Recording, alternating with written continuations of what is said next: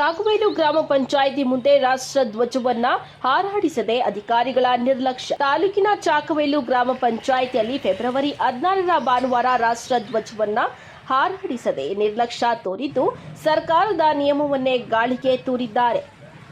ರಾಜ್ಯದ ಎಲ್ಲ ಜಿಲ್ಲಾ ಪಂಚಾಯಿತಿ, ತಾಲೂಕು ಪಂಚಾಯಿತಿ, ಗ್ರಾಮ ಪಂಚಾಯಿತಿಗಳಲ್ಲಿ ರಾಷ್ಟ್ರ ಧ್ವಜವನ್ನ ಹಾರಿಸಬೇಕು ಎಂದು ರಾಜ್ಯ ಸರ್ಕಾರ ಗ್ರಾಮೀಣಾಭಿವೃದ್ಧಿ ಮತ್ತು ಪಂಚಾಯತ್ ರಾಜ್ ಇಲಾಖೆಯ ಎಲ್ಲಾ ಗ್ರಾಮ ಪಂಚಾಯಿತಿಗಳಿಗೂ ಸೂಚನೆಯನ್ನ ನೀಡಿ ಸುತ್ತೋಲೆಯನ್ನ ಹೊರಡಿಸಿತ್ತು. ಆ ಸುತ್ತೋಲೆಯಲ್ಲಿ ರಾಷ್ಟ್ರೀಯ ಸ್ವಾಭಿಮಾನ, ವೈಭವ ಹಾಗೂ ಹೆಗ್ಗಳಿಕೆಯ ಪ್ರತೀಕವಾಗಿರುವ ರಾಷ್ಟ್ರ ಧ್ವಜವನ್ನ ರಾಜ್ಯದ ಎಲ್ಲ ಗ್ರಾಮ ಪಂಚಾಯಿತಿಗಳು, ತಾಲೂಕು ಪಂಚಾಯಿತಿಗಳು ಹಾಗೂ ಜಿಲ್ಲಾ ಪಂಚಾಯಿತಿಗಳು ತಮ್ಮ ಕಾರ್ಯಾಲಯದ ಆವರಣದಲ್ಲಿ ನಿರ್ಮಿಸಿರುವ ಧ್ವಜಸ್ತಂಭದಲ್ಲಿ ವಾರದ ಪ್ರತಿದಿನ ಘನತೆ ಮತ್ತು ಗೌರವಯುತವಾಗಿ ಹಾರಾಡಿಸಲು ಕ್ರಮ ಕೈಗೊಳ್ಳುವಂತೆ ಸೂಚಿಸಲಾಗಿತ್ತು.